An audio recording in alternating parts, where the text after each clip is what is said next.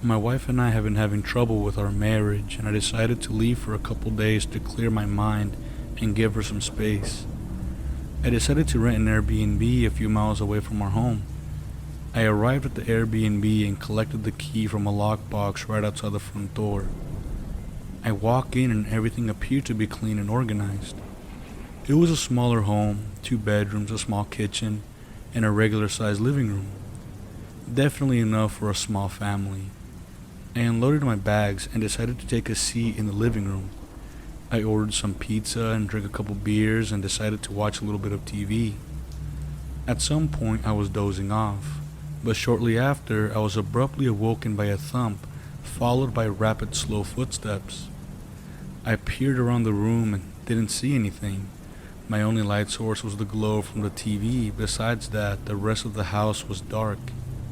I stood up and turned on all of the lights, including those in the bedrooms. Nothing was misplaced and everything seemed to be normal. It was a bit confusing, but for some reason I had forgotten to lock the front door. It was strange since I always prioritized locking the front door. I'd always been a cautious and paranoid person. I figured the high amount of stress I was currently going through might have fogged up my memory. The six-pack I drank definitely didn't help either.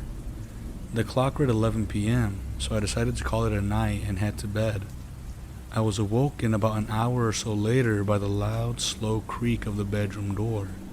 I thought it was strange since I was alone and I hadn't left the window open at account of it being winter and freezing out. I was wide awake now, and a bit parched. I walked over to the kitchen to get myself a glass of water, and while walking through the hall, I could feel a cold breeze hit me. To my horror, the window closest to the dining area had been left open. I distinctly remember not opening a single window since the house was freezing. I rushed over to the window and shut it, but before I closed it, I peeked outside and didn't see anything, or worse, anyone. However, I looked at the ground and saw a trail of footprints leading up to my window, but I didn't see any leading away. I rushed over to the kitchen and intended to grab the biggest kitchen knife they had, but the knife block was empty. My first instinct was to grab my phone and car keys and rush out of the door. I got into my car and called the police. They showed up within minutes. As they approached my car, I told them someone had broken into my house and hadn't left. The 2 responding officers told me not to worry and they'd be right back. About a minute or so later, I could hear commotion from the inside of the house. The officers were ordering someone to get on the ground. Another couple minutes had passed and out walked the officers. I was shocked to see them escorting a homeless-looking man out of my Airbnb. This man looked psychotic and he was unstable. At one point, he tried to break away from the officers. The officers were trying to place the man in the back seat of the patrol car, but the man kept resisting arrest. The entire time, the man kept staring at me with this sinister look. The officers eventually placed the man in the back seat of the patrol car, and he was finally in their custody. The officers shared some very disturbing news with me. The officers told me they found a crazed man hiding behind my bedroom door. He was holding a kitchen knife in each hand. The man tried attacking one of the police officers, but luckily his partner tased him before he could do anything. One of the officers told me I was smart to exit the house the time that I did, or else I would have been attacked. I packed up all of my belongings and decided to head home. After I told my wife all that had happened, she was horrified. I stayed the night and luckily we're still together to this day. I could only imagine the sight that I would have been met with if I had returned to the bedroom. This event took place during a very dark part of my life. My grandma had been sick for a while now and soon I'd be losing her.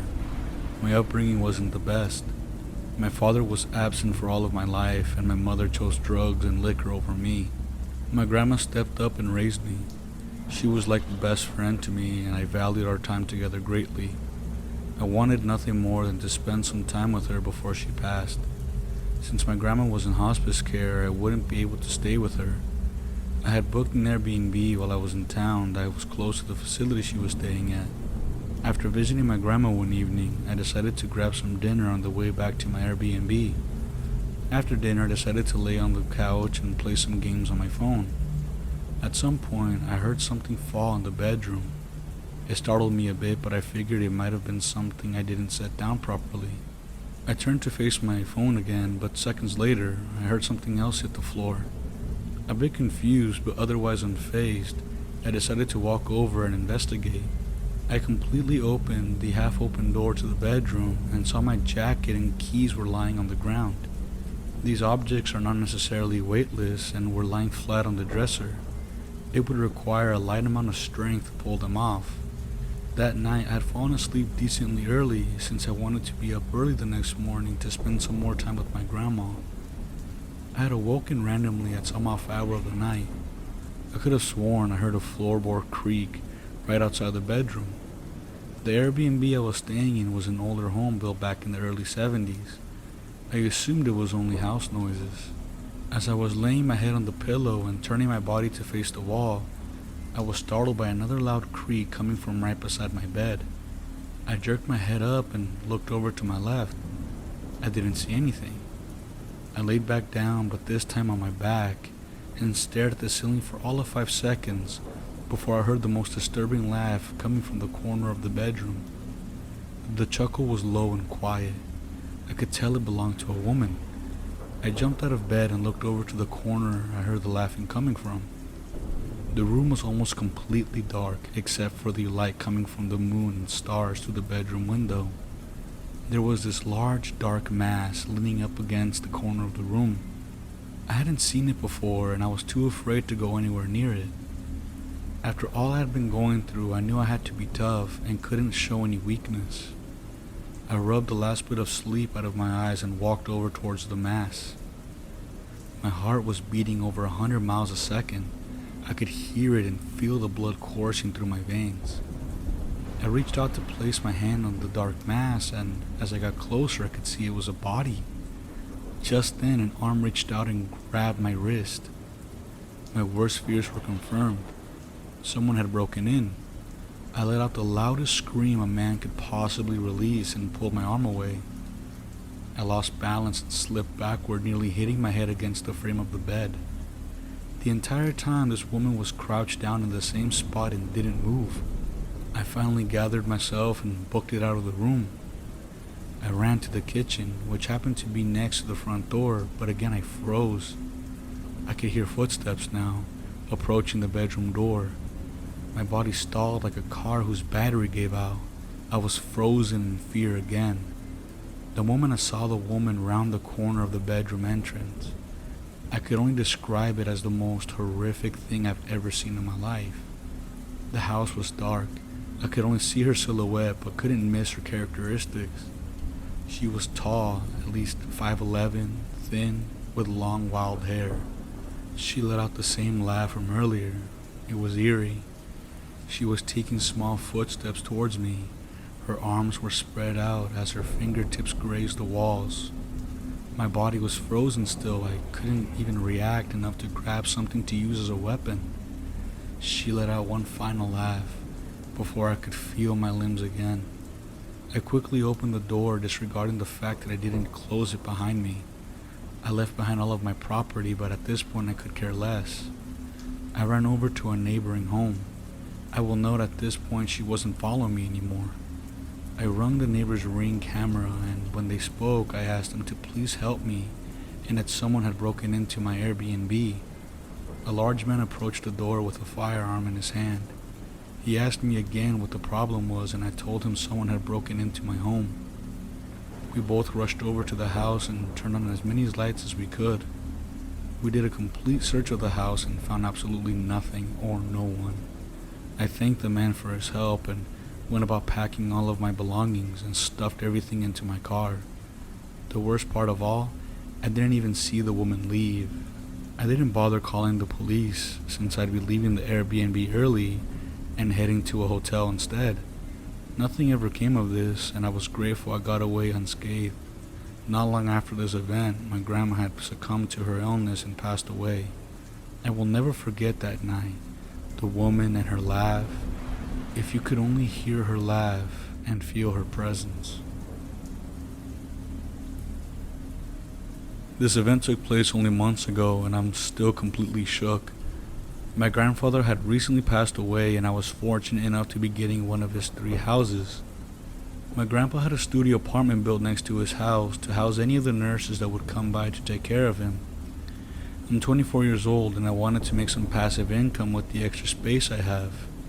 I decided to list the apartment on the Airbnb app. I'd be able to rent out the studio for approximately $50 a day and make some extra cash. A couple months had passed, and I noticed a good amount of cash flow coming from listing my studio apartment on the Airbnb app. Mostly couples and single people would rent out the studio.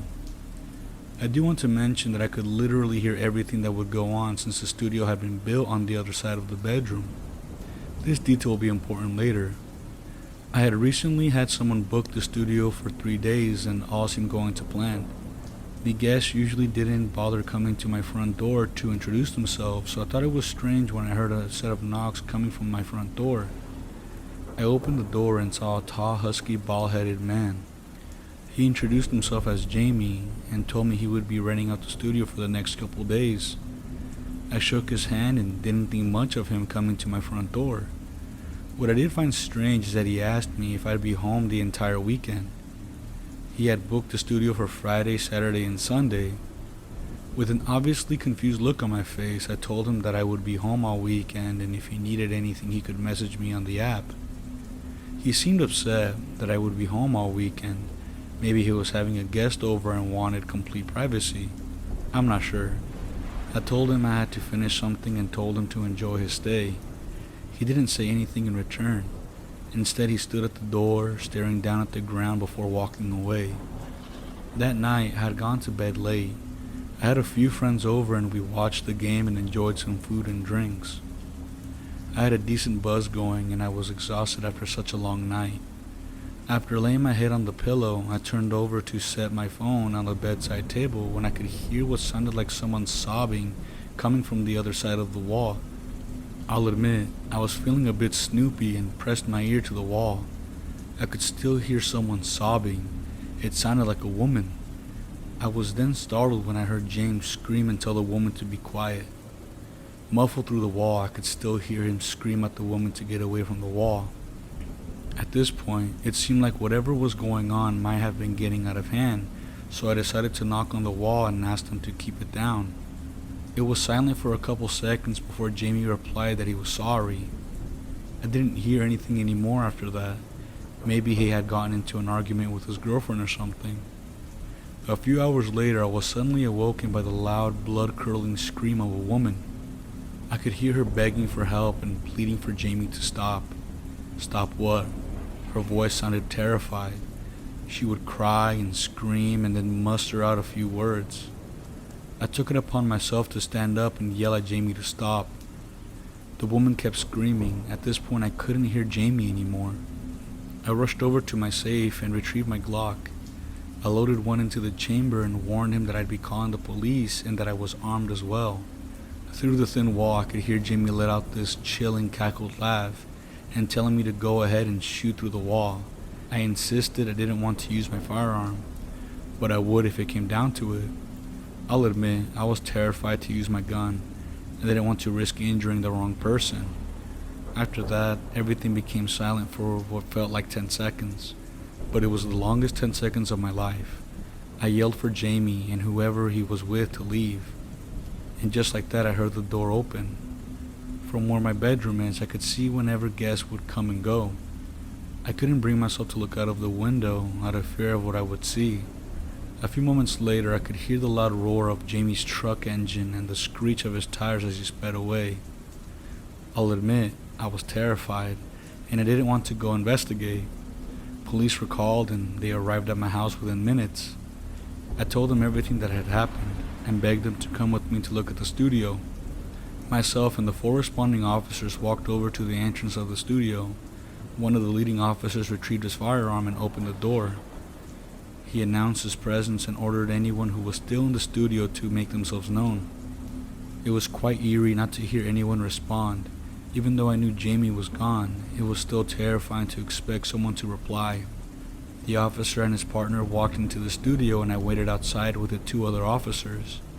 About 10 minutes or so had passed, and I asked the officers I was with what was taking so long. The studio apartment was tiny. You could easily make out the layout entirely by just looking in through the front door. Moments later, one of the officers walked up to me and told me he had some horrifying news. The entire studio had been completely trashed, but that wasn't the worst part of it. Upon entering the bathroom, the two police officers were horrified to find a puddle of blood on the floor, followed by blood splatter all over the walls and tub.